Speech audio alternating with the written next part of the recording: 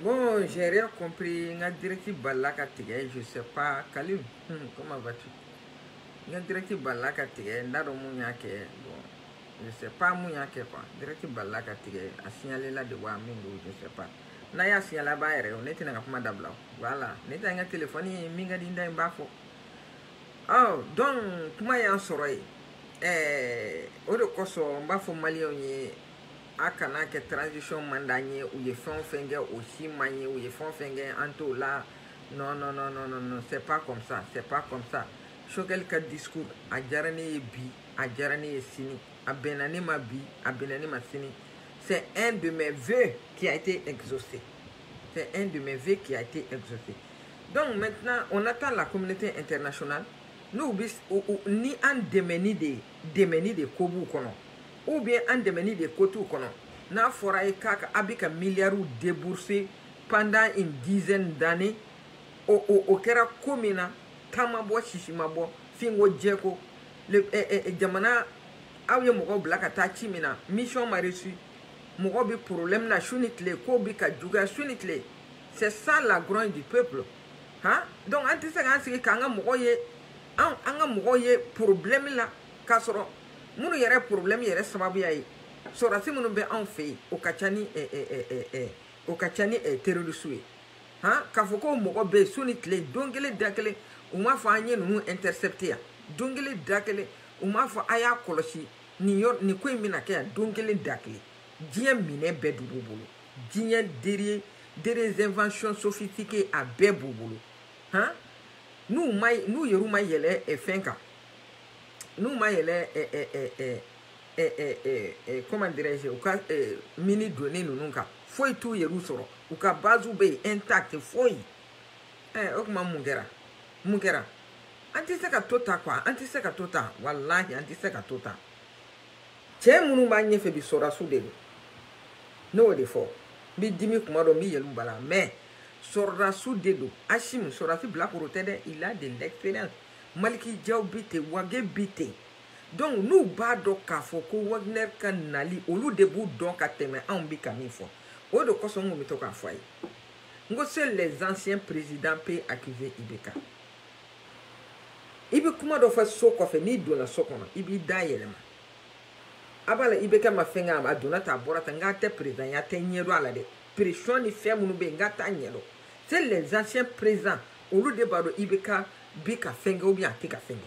Donc obi chogo mena ni kele fene mogo ite femi ita fo ikada akela ka nyini u fe fene ka nyini sorasi no fe mogo te sago flakede mogo te seka saya joro ka toli joro na bado ka foko Wagner na liste la solution ayu wele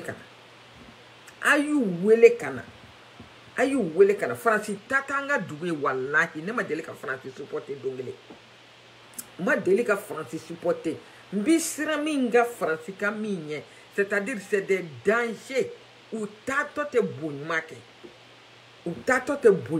abada ou de kama ou de siranyore.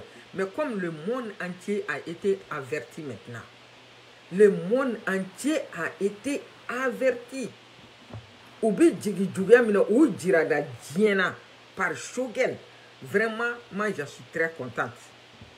Ibeka inu kuma nunu foka teme ambi ala deli Choguel ta fene o kaka efe keka sinon Ibeka ma toto kuma wala Ibeka bina sanwo sa Nations Unies na abi Fransika jigi jugia fo mais kuma foko kele foko fla foko saba teba donc munu be u kanga don ka fo Fransi te en demeni nai Fransi ba yere ka intérêt ko de la Fransi nana togo mina kani imposer ama bali ama, c'est-à-dire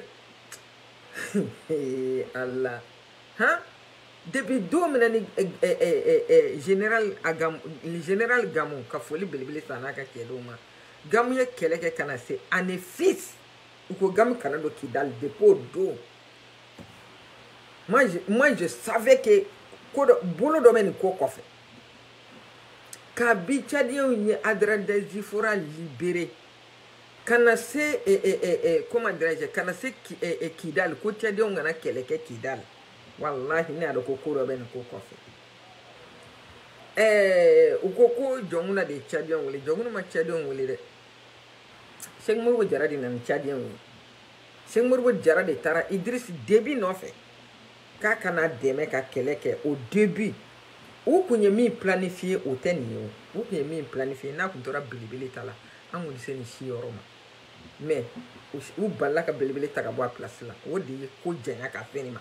N'o tɛ Cheikh Modibo ni Idriss Déby wallahi u kun tɛ dɛsɛ kɛlɛ in na. An kun tɛ nin ye quoi. An kun tɛ nin ye wallahi billahi ne dalen b'ale ko Ala bɛ mɔgɔ faga cogo min na.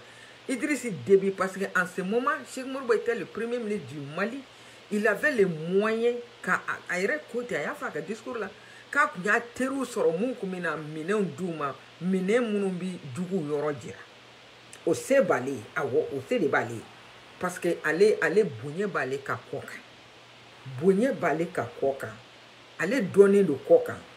Donc ni Cheikh Modibo y'i bolo s'il y a une responsabilité a y'o de fɔ ko n'i y'a mɛn k'i bɛ taa kɔ kan i bɛ taa fɛn dɔ ɲini ka n'i faso kɔnɔ i bɛ taa kuma ni fɛn dɔ de tɔgɔ ye. Mais o y'a sɔrɔ tɔgɔ dira ma o y'a sɔrɔ mission dira ma. Donc n'a kun tora ni cɛba fila bolo anw ye min ye bi an kun t'a ye. Donc Maliens a kana erreur erreur on n'a pas droit à l'erreur. On n'a pas droit à l'erreur. Hali ni ti transition fɛ n'u ye baara ɲuman min kɛ o fɔ wallahi billahi o fɔ. Ok ka kangari da u ka nafigiw fɛnɛ nafigi jɔyɔrɔ ɲininaw ko activistes nafigi jɔyɔrɔ ɲininaw ko révolutionnaires nafigi jɔyɔrɔ ɲininaw k'olu de bi Mali fɛ ka tɛmɛ maliden bɛɛ kan a ti Mali fɛ ka tɛmɛ maliden si kan. An ye kumaw caman mɛn contradiction baden bɛ yen. Kashim Traoré ka émission na a bɔra n'a ye ko Ben le cerveau ye kuma fɛn o fɛn fɔ a ma Ben le cerveau tɔgɔ fɔ mais a kuma ninnu bɔra ale de da kɔnɔ. Irisiw nana dɛ mɔgɔ 50 nana dɛ u nana ni minɛnw ye dɛ k'a bɛɛ ye nkalon ye kelen. Donc on n'a pas besoin de mensonges. Ne bɛ tile k'o de fɔ a ye n k'a ka nkalontigɛ dabila nkalontigɛ bɛ faso cɛ a t'a jɔ non non nkalontigɛ c'est-à-dire n'i ye nkalon tigɛ ko la dɔrɔn a bɛ compliqué tiɲɛ fɔ bani ne ye tiɲɛ fɔ dɔrɔn ko la dɔrɔn a bɛ nɔgɔya quoi voilà aw ye nkalon tigɛ k'a fɔ ko mɔgɔw nana k'a sɔrɔ mɔgɔw ma na aw ye nkalon tigɛ k'a fɔ ko accords signé na ko u natɔ don k'a sɔrɔ u ma na ça veut dire quoi ça ça veut dire quoi ça a ye nkalontigɛ in de bɔ ko la o de bɛ ne na cɛ ne t'o de fɛ mɛnɛ a ye tiɲɛ fɔ parce que n'i ye tiɲɛ fɔ dɔrɔn ko défaut bɛ yɔrɔ min na an bɛ jɛ k'a résoudre ɲɔgɔn fɛ mais ni aw y'a kɛ nkalontigɛ ni kalabanciya ye ka ni kɛ tɔgɔ ɲini ye ani place ɲini kuma fɔ non non non ça devient compliqué ça devient compliqué donc a y'a kɛ Ala kama an bɛ faso jɔ de la an tɛ nkalontigɛ ni populisiya la faso bɛ dingɛ kɔnɔ an b'a bɔ yɔrɔ ɲini dingɛ kɔnɔ nkalontigɛ ni populisiya o t'a solution ye o t'a solution ye bɛɛ k'i ɲɛsin tiɲɛ de ma voilà sinon tile fila in na ne hɛrɛ da transition kan mais n'u ye ɲuman min kɛ n bɛ bɔ k'o fɔ voilà ɲuman min mana kɛ n bɛ bɔ k'o fɔ hali o don o Choguel nana jigin IBK ka hôtel la a ma diya ne ye n taara ka taa fɔ n y'a fɔ pourquoi i ma taa Nations Unies ka jigiyɔrɔ la parce que i tɛ président i ye premier ministre de ye o ko tun bɛ sɔn ka nɔgɔya ni hôtel in ta ye mais n'i ye ɲuman min kɛ Choguel n'a ɲɛna ne bɛ bɔ ka fɔ walahi nakun yer'i la vraiment n'i ka discours lamɛn fo ka taa ban yɔrɔ ma j'ai été contente n'a ye baara kɛ ni tiɲɛ ye malidenw b'a soutenir n'a ye baara kɛ ni jamana libéré ye malidenw b'a soutenir y'a ye malidenw b'a soutenir parce que an bɛ problème min na anw ma deli ka ɲɔgɔnna ye kabi anw yɛrɛ wolola an ma deli ka ni ɲɔgɔnna ye kabi Mali dara an ma deli ka ni gɛlɛya ɲɔgɔnna ye donc tulonkɛ tɛ yen quoi tulonkɛ tɛ yen quoi a y'a ɲɛsin baara ma a y'a ɲɛsin baara ma surtout k'a fɔ k'aw ye sɔrɔsiw ye k'aw de bɛ to bobara yɛrɛ la non non non Hachim courage à toi il faut te battre